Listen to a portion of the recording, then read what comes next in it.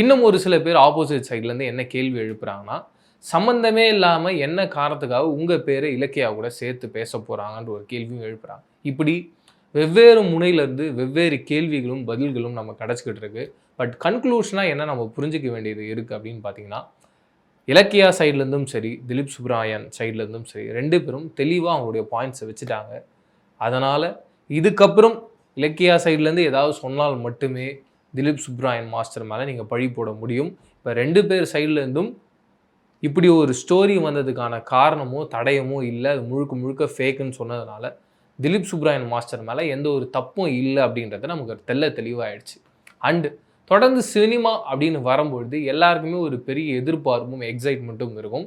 Cinema மட்டும் இல்லாம நீங்க எந்த துறை எடுத்துக்கிட்டாலும், அங்க ஏதாவது ஒரு பிரச்சனைகள் அண்ட் பெண்களுக்கு எதிரான வன்கொடுமைகள் அப்படின்றது நடந்துகிட்டு தான் இருக்கு. சினிமா அப்படின்றபொழுது எதனால அது லைம்லைட்டுக்குள்ள வருதுன்னா, தொடர்ந்து அங்க செலிபிரிட்டீஸ் இருக்காங்க.